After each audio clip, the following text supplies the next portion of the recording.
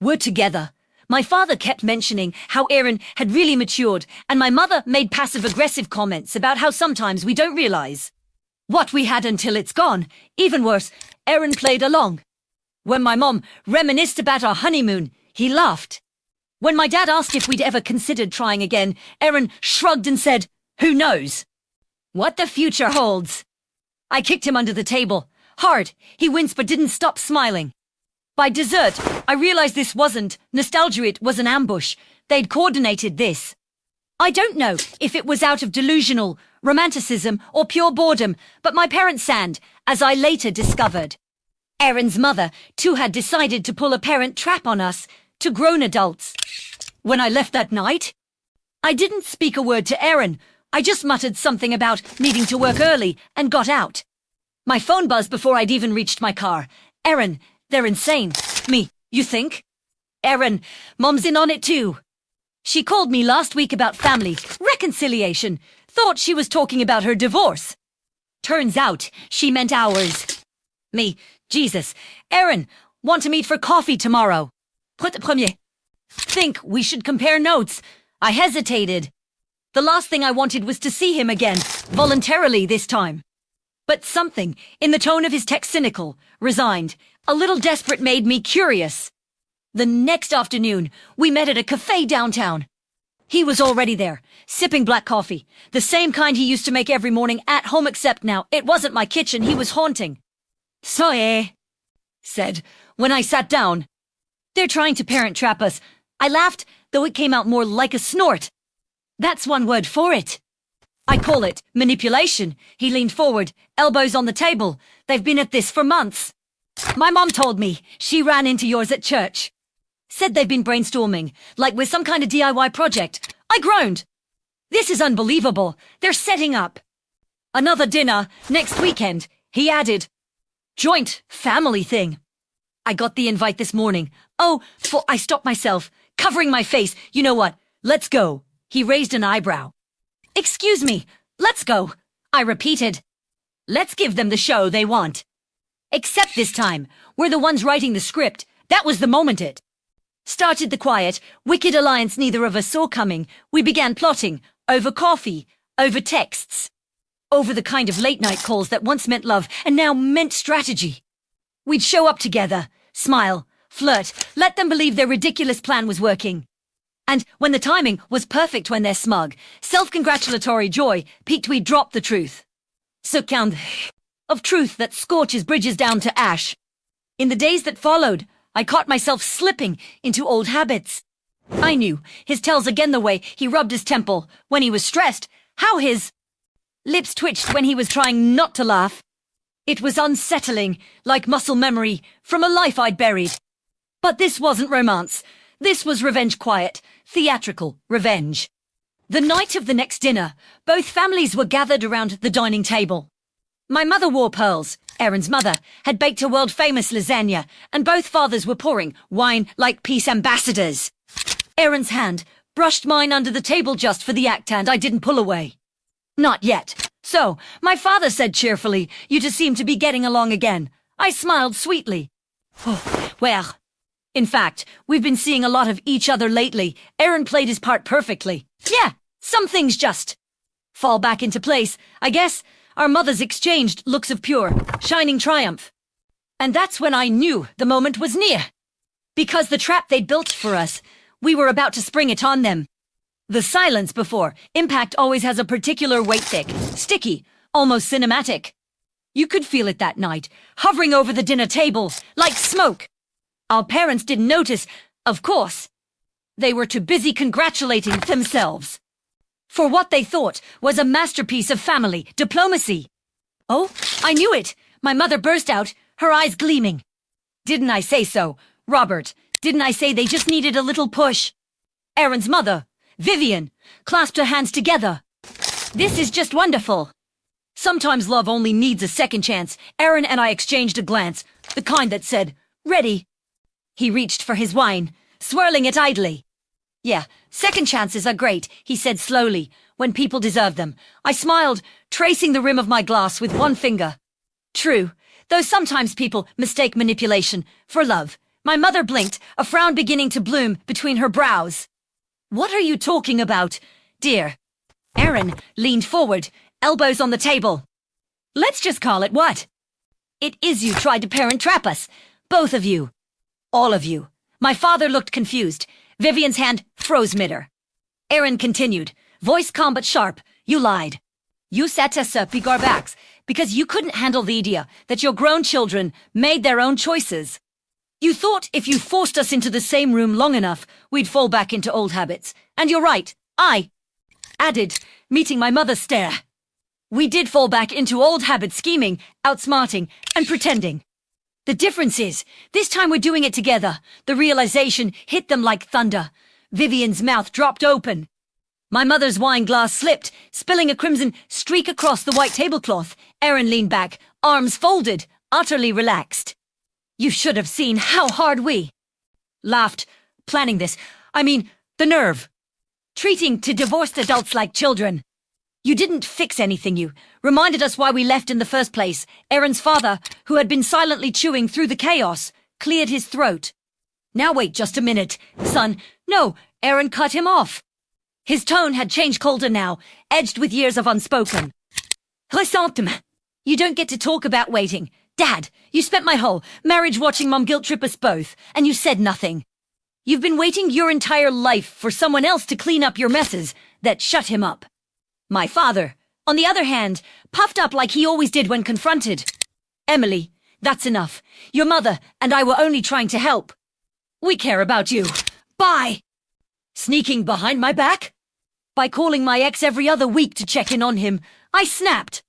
You cared about your idea of me, not the actual person. You didn't want me happy, you wanted me manageable. Mom looked horrified. That's not true, isn't it?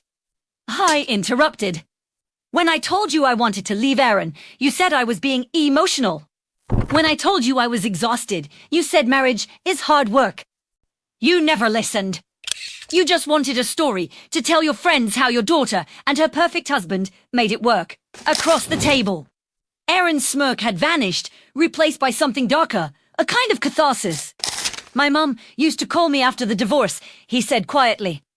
Told me I should man up and win Emily back.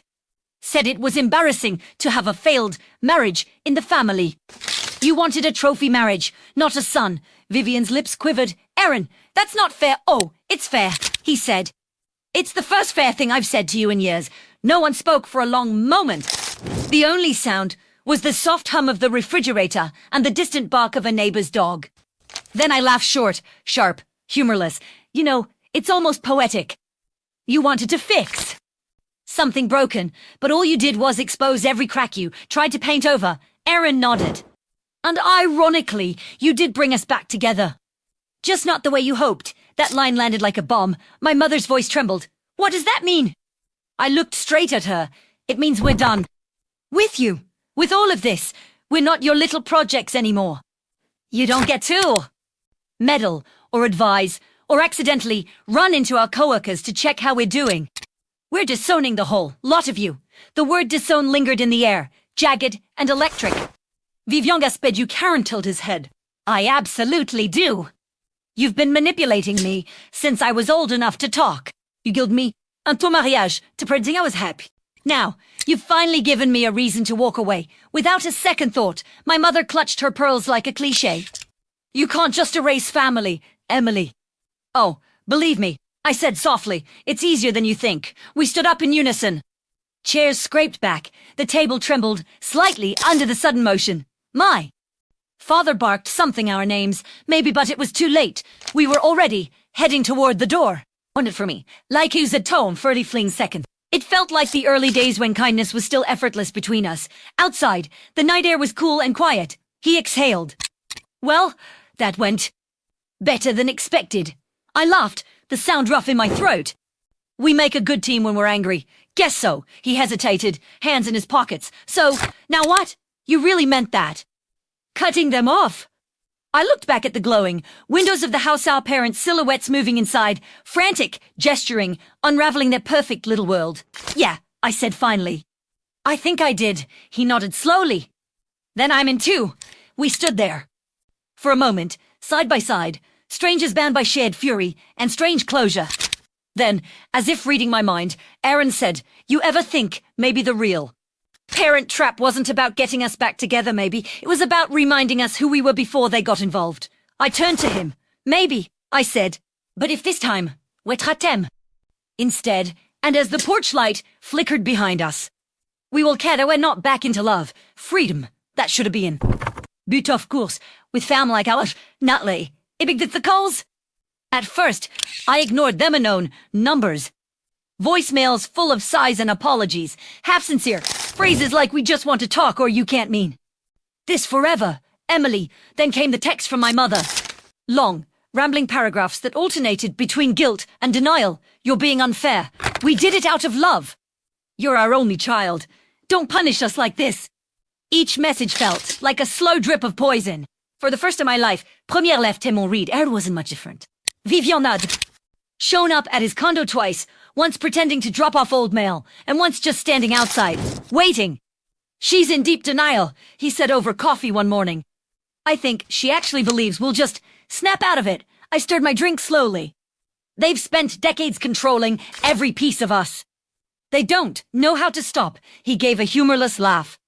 "And for once, we're the ones setting the boundaries. Must be driving them insane." It was strange, Aaron, and I had fallen into an easy rhythm. No romance, no nostalgia. Just two people recovering from the same infection, comparing scars.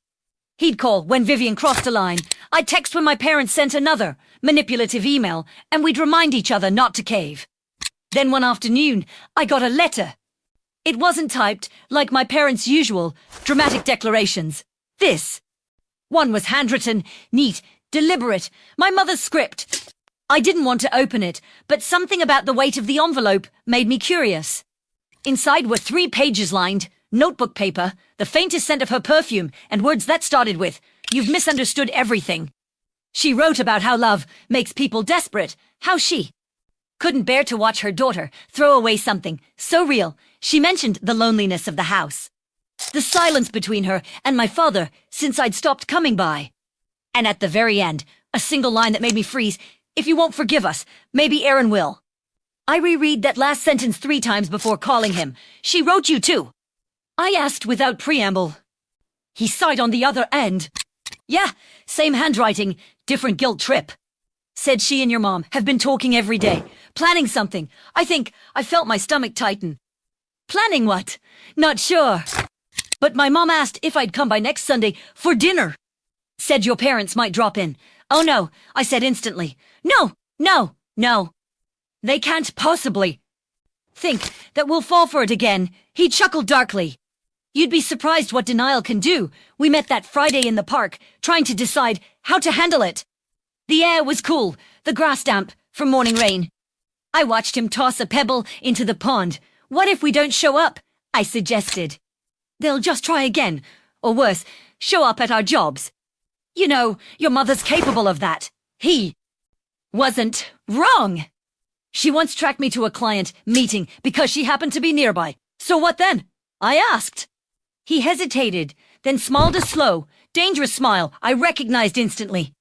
"We finished what we started." The plan was simple enough. One last confrontation, this time on our terms. Sunday evening, we drove to Vivian's house together. She lived in the same sprawling colonial she'd owned for decades, the kind of place that smelled like old money and rosewater. The moment we stepped out of the car, I could already hear voices inside hers, my mother's, my father's. They were laughing. When we walked in, they froze mid-sentence. "Oh, you come," Vivian exclaimed, clasping her hands like a delighted child. "We weren't sure you'd show up." My mother stood beside her, smiling too brightly. "We thought maybe if you two just had dinner together, you could—" "Stop," I said sharply. "You really don't learn, do you?" My father looked up from pouring wine. "Emily, please, let's not start this again." Aaron shut the door behind us. "No," he said. "We're finishing it." I stepped forward, setting my phone on the table, screen down. "You know what's funny? You all think we're being dramatic. You think this is a phase, but it's not. It's survival." Vivian blinked, confused. "What are you talking about?" Aaron's jaw clenched. She's talking about the therapy we had to start because of you. Mom, because you made us feel like our choices didn't matter unless they aligned with yours. My mother gasped. Therapy? Oh, for heaven's sake. Yes, I cut in. Therapy. Because you trained me to equate obedience with love. You built a world where guilt was the currency. And when I finally left, you tried to buy me back with manipulation. They all stared, stunned. My father's hand trembled as he set the wine bottle down. Emily, you wanted control, I said. And when you lost it, you panicked. The silence that followed was total, the kind that hurts your ears. Poulet. Something fraught at a small, flesh-dry van placed in my phone, assez calmly. From our last few conversations with you all. Every call, every guilt trip, every time you tried to emotionally blackmail us. If you keep contacting us, we'll send them to every relative who still thinks you're saints. Vivian's face drained of color. You wouldn't. He smiled coldly. Try me. My mother's voice was a whisper. Emily, you can't mean this. I looked at her, really looked at her, this woman who raised me, loved me, and still somehow believed love meant ownership. I mean it, I said softly. We're done being your experiments. And then I reached for Aaron's hand, not out of affection, but solidarity, and we walked out. The night air was heavy, humid, buzzing with crickets. We didn't speak until we reached the car. Aaron leaned against the hood, looking up at the sky. You think they'll stop? Not yet, I said, but they will. Once they realize the old tricks don't work anymore. He nodded slowly. Feels weird, doesn't it? Finally, being the adults in the room, I laughed quietly. Yeah, weird and kind of peluqued at Marisa now, you know. If this had been 5 years ago, we probably would have fallen for it. Yeah, I said. But that's the thing about traps, they only work when you don't know they're there. For a long moment. We stood there in silence, the porch light flickering behind us like a dying pulse. And somewhere inside that house, the people who once believed they could control everything were finally realizing what it felt like to lose. 2 weeks passed before the first ripple hit. Premier à Monday morning. My desk cluttered with spreadsheets and half-drunk coffee when an email notification slid onto my screen. The sender's name froze my fingers mid-keystroke. Subject, you're destroying this family. From Vivian Turner. I didn't open it. I didn't have to. The subject line alone said everything. By lunch, I'd received another from my mother. This one even more dramatic. Subject, we didn't raise you to be cruel. Asterisk, asterisk, same energy. Same guilt. Same script. Immutable foldroy de la Belinoise and stared falling. Was raining. That kind of relentless Seattle drizzle that never quite stops but never fully commits either. I wondered if it was pathetic to feel a flicker of satisfaction because for the first time in my life, I wasn't the one begging for peace. Later that evening, Aaron called. His voice had that half-amused, half-exhausted tone he used when something absurd had happened. Guess who showed up at my building again? I groaned. You've got to be kidding me. Nope, Mom and your dad this time. Together, like some kind of unholy alliance. I sat up straight. My dad went with her? Yep, she said they wanted to appeal to reason, tried to talk to the concierge. He told them to leave or he'd call security. I couldn't help it, I laughed. Disowned. Sharp. God, they really don't quit. Aaron chuckled too, though it faded quickly. Yeah, but it's not funny anymore. It's sad. I heard the weariness in his voice, and something inside me softened. You holding up okay? Trying to, he said. I keep reminding myself they're just people who never learn to let go. Doesn't make it easier, though. No, I agreed quietly. It doesn't. For the next few weeks, we went low contact, no calls, no texts from them, no replies from us. It felt like detox. At first, my hands itched to respond, to fix, to explain. Years of conditioning don't vanish overnight. But each day of silence built a kind of strength I'd never known before. And somewhere, in that silence, something unexpected began to take root. Not love, not haine. A romantique, fireworks and spottingkata, sturdier, a mutual understanding born from shared survival. Aaron and I started spending more time together, not plotting, not rehashing, but just existing in the same space. He'd come over with takeout, and we'd watch bad reality shows. Or he'd bring his laptop, and we'd work side by side in my kitchen. Sometimes we didn't talk at all, and that was the best part. The peace between us felt earned, not fragile. One night, he showed up with a bottle of whiskey and 2 glasses, celebrating. I asked, arching an eyebrow. He grinned. Kind of, got a call from HR today. I'm getting promoted. That's amazing, I said, genuinely thrilled. Yeah, except guess who found out and sent flowers to my office with a card that said so. Proud of you, son. We knew you'd come around eventually. I groaned. Please tell me you threw them out, straight into the dumpster, he said. Didn't even take them out of the plastic. We laughed until our sides hurt.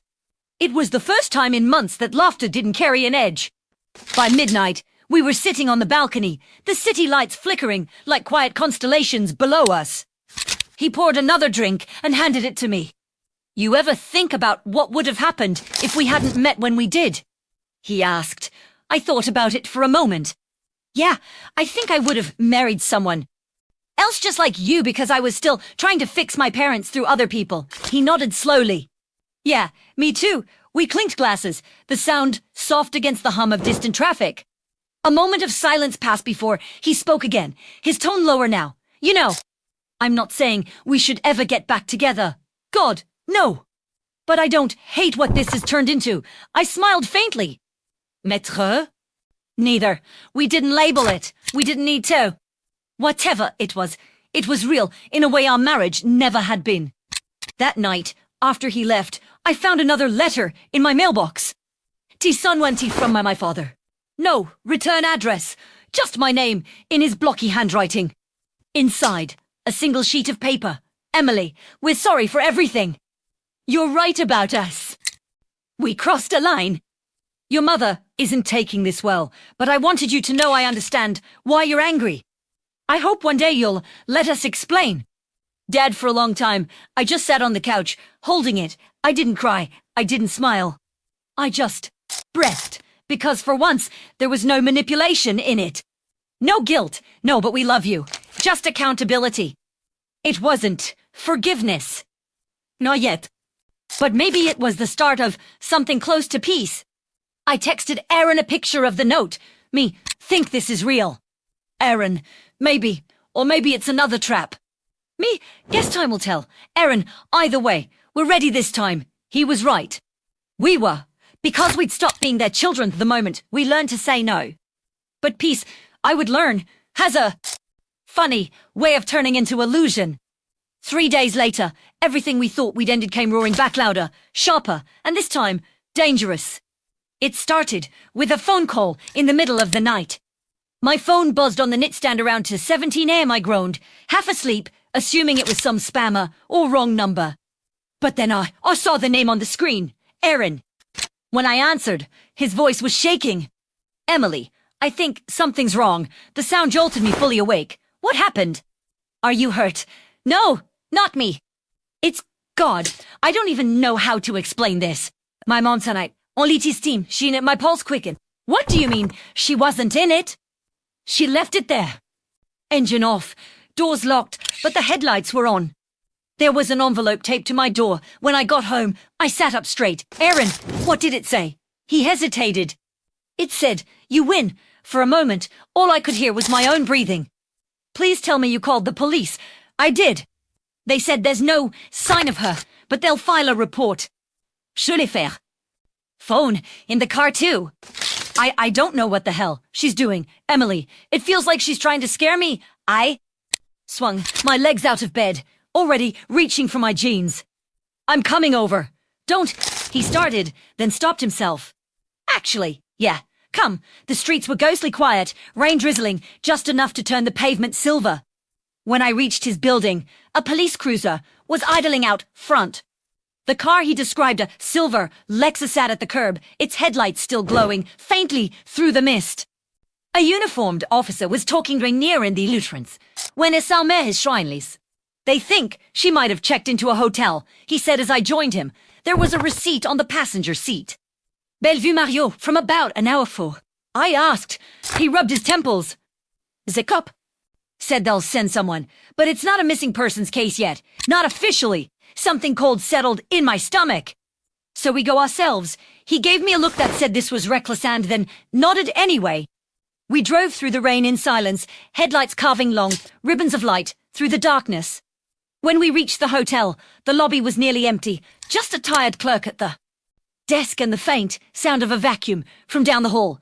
Erin walked up to the counter.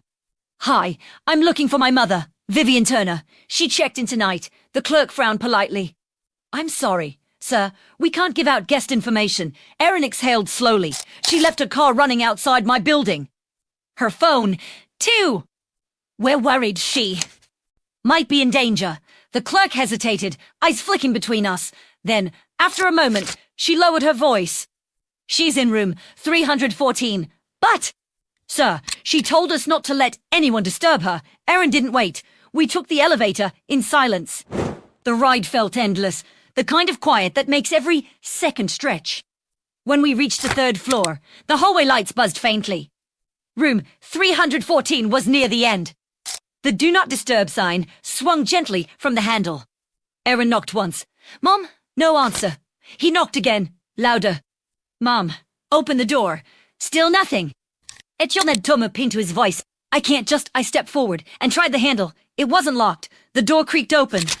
The room was dim, lit only by the soft blue glow of the TV playing some infomercial on mute. The bed was neatly made, untouched. On the desk sat an open notebook, a bottle of wine, and a half-empty glass, but no Vivian. Erin called out again, his voice cracking this time. "Mom, nothing." Then I saw the paper on the nightstand. Folded once, written in that same familiar, careful handwriting. I picked it up before Erin could. It said, "You wanted freedom. I'm giving it to you." I felt the blood drain from my face. "Erin." He took the note, read it once, then again, slower this time. "Disowned." Trembled. What does this mean? I swallowed hard. It could mean she's trying to disappear. Or, he looked up sharply. Don't even say it." But the thought was there, hanging between us. We searched the room, the bathroom, even the hallways. "No, signor faire." The front desk clerk said she'd checked in around midnight, alone, with one small suitcase. She hadn't left through the lobby since. The police were called again. Statements, questions, flashlights sweeping across the carpet. Hours passed like years. By sunrise, Erin sat slumped on the lobby couch, pale and hollow-eyed. I sat beside him, our hands barely touching but close enough to feel the tremor of his. "They'll find her," I said softly. He didn't answer. Around 8 a.m., a detective approached us. "We've found her car's Jeep's trail," he said. "It shows a brief detour before she came here. A gas station near your parents' house, Miss Harper." I froze. "My parents' house?" Erin turned toward me, eyes wide. "You think they're—" "I don't know," I said. But I'm not waiting to find out. We followed the detective's directions, exhaustion clinging to us like fog. The sun was up now, burning through the clouds, but it felt wrong to bright, to calm. When we pulled up to my parents' house, there were already 2 squad cars in the driveway. My mother stood outside in her robe, face streaked with tears. My father was talking to an officer, gesturing wildly. Erin's hand clenched around the steering wheel. "Oh my God!" Vivian's Lexus was parked crookedly beside the curb. And near the back of the property, beyond the hedges, a small crowd of paramedics stood clustered around, something on the ground, something covered by a white sheet. My breath caught. "No," I whispered. No. Erin was already out of the car, running. I followed, heart pounding so violently I could barely see straight. A paramedic tried to stop him, but Erin pushed past. He reached the edge of the lawn. I caught up seconds later and saw Vivian. Her body lay still beneath the sheet, one arm visible, pale against the morning dew. Erin made a sound I'll never forget, a kind of choked gasp that wasn't quite a scream. He fell to his knees beside her, shaking. A police officer stepped forward, lowering his voice. "We found a note in her purse. Looks like she overdosed. On prescription medication. Time of death likely around 4 a.m. My mother's sobs echoed faintly from the porch.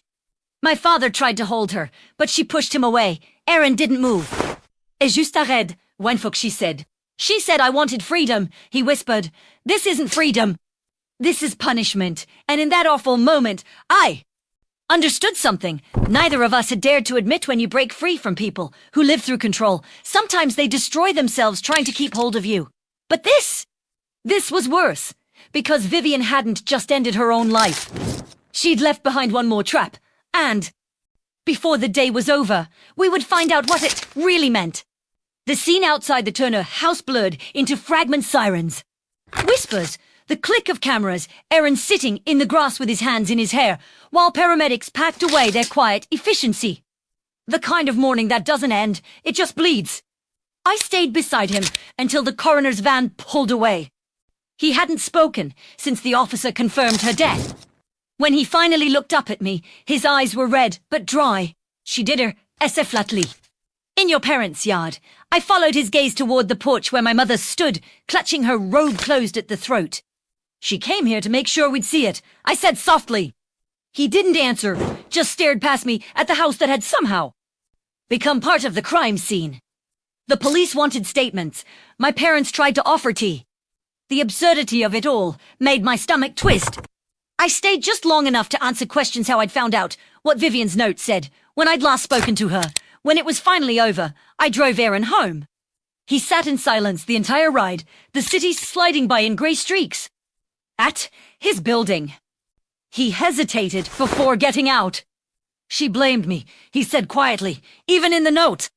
That line, you wanted freedom, that wasn't surrender. Emily, that was her saying this is what freedom costs. I reached across the console, resting a hand on his arm.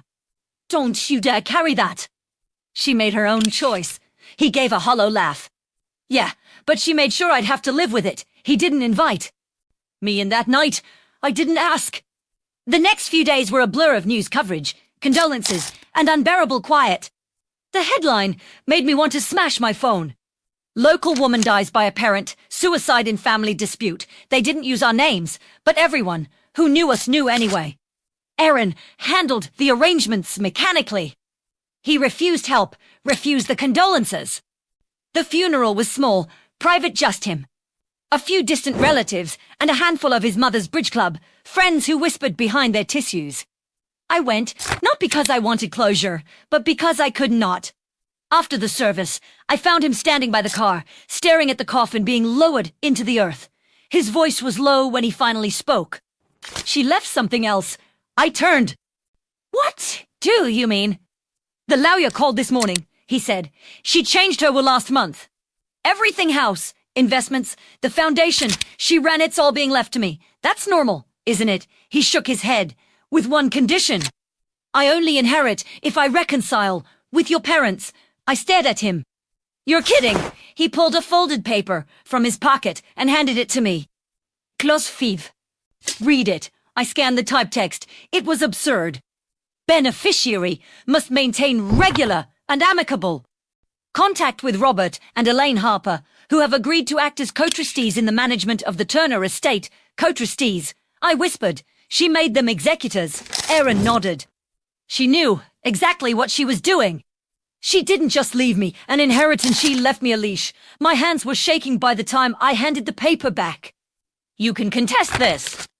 No court will uphold something that manipulative. He looked at me, tired and defeated. You don't know my mother. She planned every word. Every loophole closed. I took a breath, trying to steady myself. Then we fight it. He gave a bitter smile. You think I have the strength for another fight? I did, because for the first time, I saw what she'd done not just to him, but to all of us. Vivian hadn't ended her control. She'd immortalized it. The next week became a blur of lawyers, paperwork, and whispers from the edges of old wounds. My parents, predictably, saw the will as a chance to rebuild family bonds. When my mother called, her tone was syrupy, measured. Sweetheart, we're all so heartbroken, but maybe this tragedy can bring us together again. I laughed out loud. Mum, sure. Made you co-trustee. This isn't grief, it's recruitment, she sighed. That weary, maternal sound I'd grown up fearing. You always think the worst of us. I learned it from the best. I hung up before she could answer. Aaron, meanwhile, was unraveling slowly. The calls from the estate lawyer came daily, each one reminding him of the choice, sign and accept the terms, or walk away from millions. He'd never cared about the money, but I could see the pressure grinding him down. The guilt, the expectation, the sense that even from the grave, his mother was still whispering in his ear. Then, one night, he showed up at my apartment looking hollow. "I signed it," he said. I froze. "You what?" "I signed the papers. I couldn't take it anymore. I thought maybe if I just gave in, it would stop hurting. I Staredatim blind anger. Aaron, she wanted this. She wanted you under their thumb again." He looked at me, eyes glassy. "I know. But I'm tired, Em. I just want it to be over. It won't be over," I said quietly. "You know that, right? You just handed them the one thing they always wanted: control." He didn't argue. As you nod like a drowning. For a few weeks, things were eerily calm to come. My parents hosted Aaron for estate meetings. He told me they were civil, even polite. My mother made tea. My father offered business advice. But every time he came back, he looked a little more ghost-like. One night, I called him after he missed our usual Friday dinner. No answer. Then again, and again. Finally, a text came through an hour later. "Aaron, we need to talk." "No ça fait tamar café." I barely slept. When I arrived the next morning, the place was half empty, the smell of espresso sharp in the air. Aaron sat in the back booth, wearing a hoodie, looking like he hadn't slept in days. "They're watching me," he said as soon as I sat down. I blinked. "What?" "My parents, yours, I don't know how, but they know where I go, who I meet. I think," he lowered his voice, "I think they've been in my apartment." I felt a cold ripple down my spine. "Aaron, that's are you sure?" He pulled his phone from his pocket, set it on the table. "Look, photos, dozens of them. Blurry shots of him leaving his building, sitting in his car, walking into my apartment." And the sender's name at the top of the thread made my stomach drop. Anonymous. The most recent message was just a single sentence. "Freedom always comes at a price." My hands shook as I looked up at him. "She's gone, Emily," he whispered. But she's still playing the game. And I knew, with absolute certainty, that he was right, because a week later, I got one too. An envelope slipped under my door. Inside, no letter, no name. Just a photo of me, asleep. Aaron and Emily's story was curdling into something that the police, reports, lawyers, and grieving relatives could never tidy away. The photo of her asleep was lit by the dull, amber glow of her bedside lamp. It wasn't a telephoto, snapshot through a window. Whoever took it had been inside the apartment. The angle was from the foot of the bed, close enough to see the crease in the pillow, the pale line of her wrist above the blanket. Emily sat at the kitchen table until dawn, the photo face down, her mind trying to explain it in a way that didn't make her skin crawl. A prank. A threat. A hallucination brought on by exhaustion. None of those held. By morning, she called Aaron. He didn't answer. She left for voicemails before finally driving to his building. His car was in the lot, a coffee cup still balanced on the roof, where he must have set it. Down in distraction. She pounded on his door until her hand hurt. He opened it, eventually, eye sunken, wearing the same clothes as the day before. "You got one too," he said before she could speak. She nodded. "When?" "Yesterday."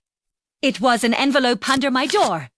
Inside was a flash drive. He led her to the kitchen table, where his laptop sat open. On the screen was a paused video, a grainy clip of him sleeping in his own bed, time-stamped 3 nights ago. The camera panned slowly, deliberately, like someone holding a phone. Then it stopped, zoomed in on his face, and the whisper came. A woman's voice, not calm, unmistakable, greater than. "Freedom comes at a price." Emily's throat tightened. "That's..." He hit pause. "I know. I thought I was losing." It too. They sat in silence, the refrigerator humming like background, static. "Whoever's doing this," she said, "it isn't random. They have access keys, codes, something." Aaron rubbed his temples. "The only people with keys to my place are the management office and my parents, and I never changed the code after." His voice trailed off. "After she died," Emily finished for him. He nodded slowly. She stood, restless, pacing. "We need proof.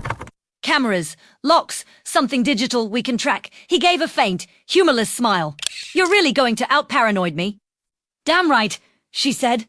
"Because I'm Naples Gate." They'd installed motion cameras in both apartments, changed locks, and even synced their devices to a shared drive-in. Case something happened to either of them. It felt excessive, but neither of them could shake the sense that someone was still orchestrating things from the shadows. Days passed. Then a week. No new letters. No photos. The tension ebbed just enough for fatigue to replace it. Emily started sleeping again fitfully, but better. Aaron took a leave from work. And then, on a Tuesday morning, his phone buzzed with a notification from one of the new cameras. Movement detected. 3:14 a.m. He called her instantly. By the time she arrived, he already had the footage pulled up. A figure, hooded, standing in his living room. Not forcing a lock, not breaking a window, just walking in. The motion sensor caught her mid-turn. A woman's outline. Tall, familiar posture. She turned toward the camera just before the feed cut out. It was Emily's mother. Aaron hit pause. The image froze on her face, blurry, but unmistakable. She has a key, Emily said, almost to herself. She's had one since before we divorced. But why? Aaron whispered. Why the hell would she Guinness? No sang de nam. Benedict. The words made both their stomachs drop. Greater than. You should have stayed silent. We warned you. Attached, a still frame of the same footage, Emily's mother's face sharper now. Eyes glowing faintly in the infrared light, like she was staring directly into the lens. Emily's voice was barely a whisper. They're not trying to scare us anymore. They're setting something up. Aaron looked at her, pale and shaking.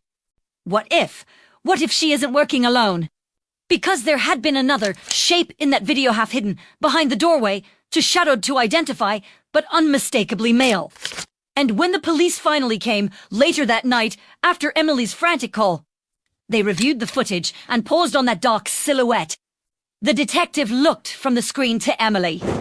Do you recognize him? She stared for a long time before nodding slowly. Yes, she said. That's my father. The detective frowned. You're sure? Her voice cracked. I wish I wasn't. That night, Emily didn't go home. Neither did Aaron. They checked into a motel under false names, exhaustion pulling at their bones, but fear-keeping. Them wide awake. Maybe they're trying to frame us, Aaron muttered, pacing, make it look like we're losing it. That we staged all this. Emily sat on the edge of the bed, head in her hands. No, they're building something. A story. Vivian's death wasn't the ending, it was the beginning. He stopped pacing, turned toward her. You're the Shalukedep. No, but I think they helped her. Maybe even pushed her. And now they're making sure we carry that guilt forever. The motel room's heater clicked on, a dull mechanical sigh. Aaron sat beside her. So what do we do? She lifted her head slowly, eyes cold now. Steady! We do what they've been doing to us, she said. We make them believe we are very worried. We take their game and flip it. He blinked. You want to trap them? She nodded. Exactly. For once, they're the ones who won't see it coming. And as the rain began to fall outside again, soft and relentless, Emily Harper smiled for the first time in weeks. Because for the first time since this nightmare began, she finally had a plan. Emily and Aaron's plan unfolded quietly, no grand schemes, no cinematic confrontations. Just two people using the same precision and deceit there. Parents had perfected. They started small. Aaron sold his condo, moved into a rental under an assumed name. Emily changed her number and deleted every social media account. They bought new phones, new laptops, and kept the old ones powered on in their empty apartments so the GPS trackers would still ping. If their parents wanted to watch, let them watch Ghosts. The first real test came a week later. Emily's mother called the old number and left a voicemail. I know you're in town. Someone saw you at Pike Place. You can't hide forever. Emily listened to it in the motel room, her jaw tightening. They're fishing, she said. Aaron nodded. Then let's give them something to catch. They hired a friend of Aaron's, a security consultant named Denise to help. She dealt with stalking cases before and didn't ask many questions. We help. They plant false paper trail, hell bookings in fake names, credit card transactions in cities they hadn't visited. Even a few staged photos of them traveling together in Vancouver and San Francisco. Each detail went out through channels they knew their parents still monitored, shared. Family cloud folders, email accounts that had never been properly deactivated. The bait was irresistible. Within days, Emily's mother texted from a new number. "You're with him again, aren't you, after everything that's happened?" Then, another message from her father. "Running away won't help. You're making this worse. Aaron received his own. You've gone too far." Vivian Wolbe? Ashamed. They didn't reply. They just watched. 2 weeks in, Denise called with an update. "They've hired a private investigator," she said. "Same guy both families used. He's tracking the fake credit card trails." Emily almost smiled. Perfect. The next part of the plan required real precision, André Harris. They decided to let themselves be found. At 2 a.m. one night, Aaron parked an old rental car behind his parents' house.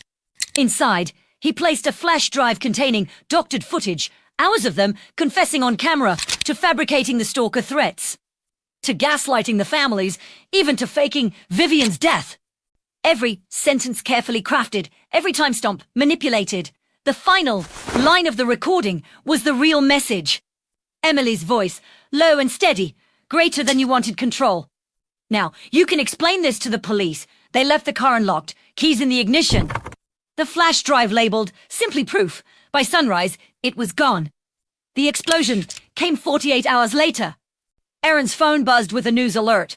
"Police investigating.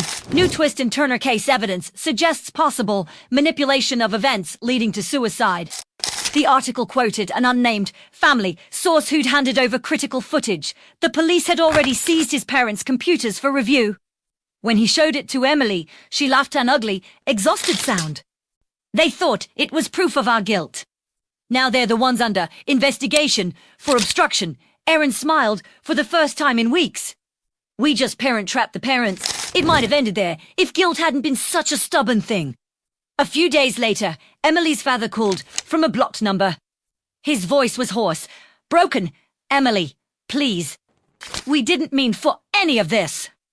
Your mother's not well. She hasn't slept since the news broke. They think we're monsters." Emily said nothing. "You've made your point," he said. "You won. What do you want from us?" She closed her eyes. "I want you to stop pretending this is about love. It's always been about power. You broke something in us trying to keep control, and now you're seeing the pieces." Her father's breath caught. "We only wanted you safe. Then you should have let me go," she said, and hung up. For a while, there was silence. No calls, no messages. Emily and Aaron started to breathe again. They rented a small place outside Portland, used different names, started over. He got remote work. She took freelance design jobs. They didn't talk about the past. Not much, anyway. It was the only way to live with it. But some nights, when the wind hit the windows just right, Emily would wake thinking she'd heard footsteps in the hall. And one morning almost a year later, she found something on the doorstep, an unmarked envelope. Inside was a photo, printed on glossy paper. Her and Aaron, standing in the backyard the previous weekend, laughing. On the back, written in neat cursive, "Some traps never close. They just wait." The handwriting was unmistakable. Vivian Turner's. Emily's breath caught. She turned the photo over again, her mind racing. The ink was fresh. She looked at Aaron, who was standing behind her now, pale as the paper in. "Her hand. She's dead," he whispered. Emily didn't answer. She just stared at the photo. Because in the reflection of the glass door, behind them faint but clear was a figure neither of them had noticed in the picture before. A woman, standing in the shadows of the trees, watching and smiling. They didn't run this time. Not because they weren't afraid, but because fear had finally exhausted itself into something sharper resolve. Emily turned the photo over again and again, feeling the slight tack of ink that hadn't fully dried. Her mind kept looping through the same impossible fact. Vivian Turner was dead. She'd seen the body. She'd stood at the grave. But the photo was real new and the handwriting was hers. Aaron stood behind her, staring at the picture like it was an open wound.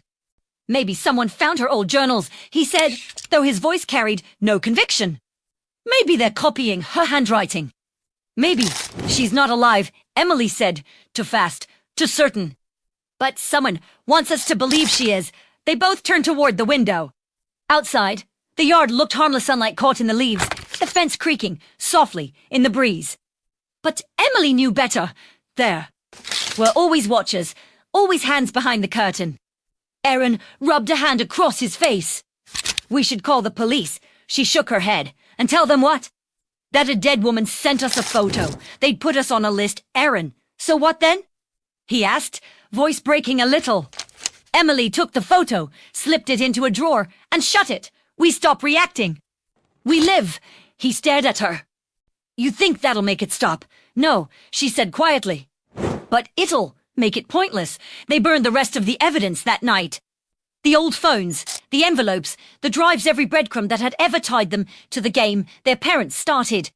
The flames devoured the lies until all that was left was the smell of smoke and a silence that felt almost merciful. Afterward, they stood on the porch, watching the stars emerge one by one. You think they'll ever let us go? Aaron kid.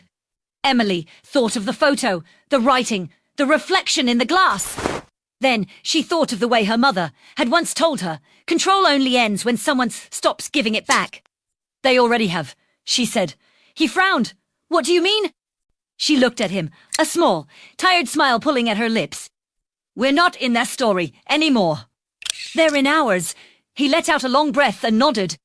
For the first time in a year, he looked lighter. They never did find out who sent the photo. Maybe it was someone from the investigation, a leftover ripple from Vivian's carefully constructed chaos. Maybe one of their parents, desperate for the last word. Or maybe, as Emily sometimes wondered in the quiet hours before dawn, it was Vivian Traris leave they left behind the gulch. But time has a way of dulling even the sharpest edges. Years passed. The letters stopped. The nightmares faded. Emily planted a garden behind the little house near Portland. Aaron visited sometimes, sometimes not. They never married again, but they never really drifted apart either. And one spring morning, while pulling weeds along the fence line, Emily found some boil à smile Sylvie. Locket, tarnished and old. Inside was a photo of Vivian, smiling. The inscription read, "Freedom comes at a price." Emily stood there for a long time, the wind rustling through the trees, and then she laughed. Not in fear, not in madness, just softly, as if acknowledging the ghost that would never quite leave. She set the locket on the fence post, turned, and walked back toward the house. Behind her, the Wimpike Deb, let's wage light one a last one into beshettling stiltil. And that was the true ending, not a scream, not a twist, not even revenge. Just to people who learned that freedom wasn't about escaping the trap, it was about refusing to keep it open. The story, finally, had no more watchers. Would wake thinking she'd heard footsteps in the hall. And one morning almost a year later she found something on the doorstep, an unmarked envelope. Inside was a photo, printed on glossy paper. Her and Aaron, standing in the backyard the previous weekend, laughing. On the back, written in neat cursive, "Some traps never close." They just wait. The handwriting was unmistakable. Vivian Turner's. Emily's breath caught. She turned the photo over again, her mind racing. The ink was fresh. She looked at Aaron, who was standing behind her now, pale as the paper in her hand. "She's dead," he whispered. Emily didn't answer. She just stared at the photo. Because in the reflection of the glass door behind them, faint but clear, was a figure neither of them had noticed in the picture before. A woman standing in the shadows of the trees, watching and smiling. They didn't run this time. Not because they weren't afraid, but because fear had finally exhausted itself into something sharper resolve. Emily turned the photo over again and again, feeling the slight tack of ink that hadn't fully dried. Her mind kept looping through the same impossible fact. Vivian Turner was dead. She'd seen the body. She'd stood at the grave. But the photo was real, new, and the handwriting was hers. Aaron stood behind her, staring at the picture like it was an open wound. "Maybe someone found her old journals," he said, though his voice carried no conviction. "Maybe they're copying her handwriting. Maybe she's not alive," Emily said, too fast, too certain. "But someone wants us to believe she is." They both turned toward the window. Outside, the yard looked harmless, sunlight caught in the leaves, the fence creaking softly in the breeze. But Emily knew better. There were always watchers, always hands behind the curtain. Aaron rubbed a hand across his face.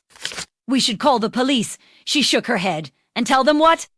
That a dead woman sent us a photo. They'd put us on a list, Aaron. So what then? He asked, voice breaking a little. Emily took the photo, slipped it into a drawer, and shut it. We stop reacting. We live. He stared at her. You think that'll make it stop? No, she said quietly. A bit. It'll make it pointless. They burned the rest of the evidence that night. The old phones, the envelopes, the drives, every breadcrumb that had ever tied them to the game their parents started. The flames devoured the lies until all that was left was the smell of smoke and a silence that felt almost merciful. Afterward, they stood on the porch, watching the stars emerge one by one. You think they'll ever let us go? Aaron asked.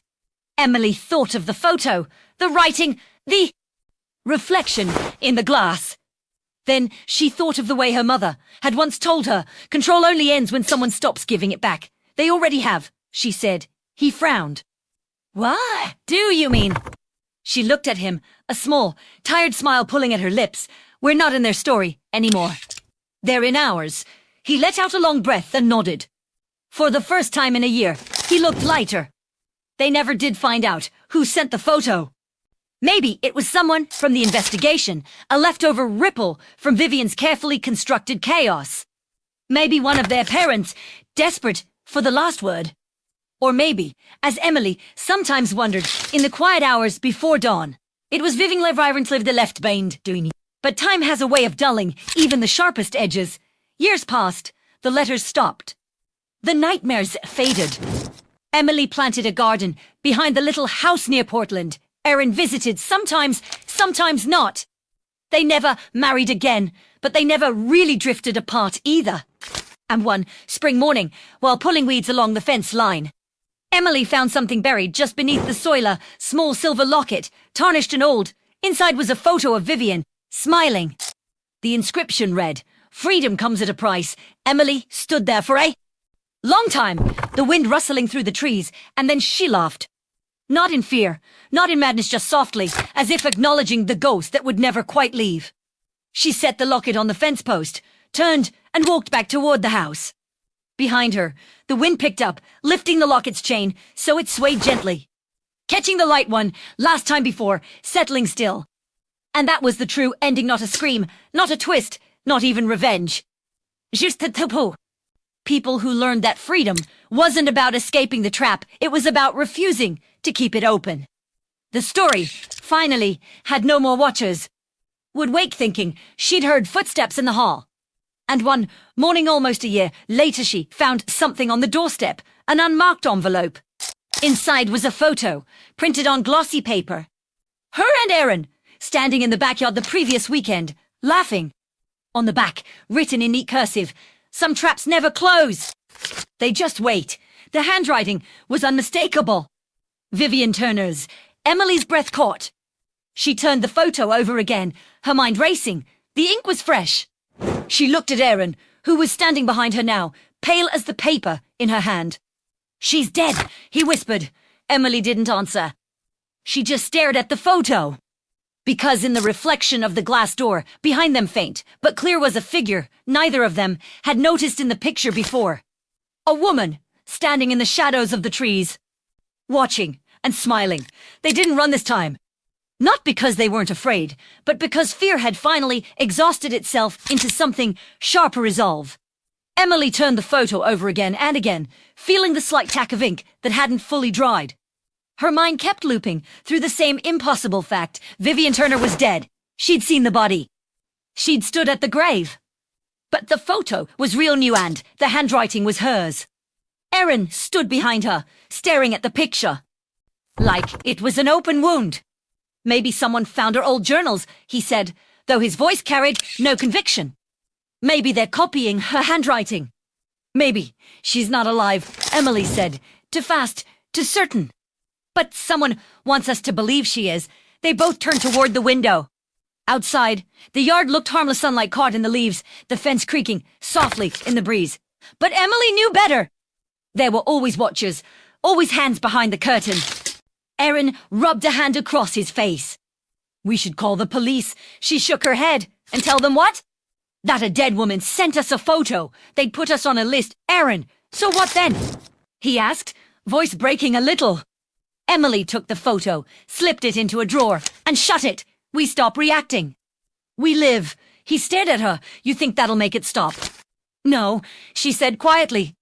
But it'll make it pointless. They burned the rest of the evidence that night. The old phones, the envelopes, the drives, every breadcrumb that had ever tied them to the game their parents started. The flames devoured the lies until all that was left was the smell of smoke and a silence that felt almost merciful. Afterward, they stood on the porch, watching the stars emerge one by one. You think they'll ever let us go? Aaron asked. Emily thought of the photo, the writing, the reflection in the glass. Then she thought of the way her mother had once told her, control only ends when someone stops giving it back. They already have, she said. He frowned. What? What do you mean? She looked at him, a small, tired smile pulling at her lips. We're not in their story anymore. They're in ours. He let out a long breath and nodded. For the first time in a year, he looked lighter. They never did find out who sent the photo. Maybe it was someone from the investigation, a leftover ripple from Vivian's carefully constructed chaos. Maybe one of their parents, desperate for the last word. Or maybe, as Emily sometimes wondered in the quiet hours before dawn, it was Vivian like a virus she'd left baying the guilt. But time has a way of dulling even the sharpest edges. Years passed. The letters stopped. The nightmares faded. Emily planted a garden behind the little house near Portland. Aaron visited, sometimes, sometimes not. They never married again, but they never really drifted apart either. And one spring morning, while pulling weeds along the fence line, Emily found something buried just beneath the soil, a small silver locket, tarnished and old. Inside was a photo of Vivian, smiling. The inscription read, "Freedom comes at a price." Emily stood there for a long time, the wind rustling through the trees, and then she laughed. Not in fear, not in madness, just softly, as if acknowledging the ghost that would never quite leave.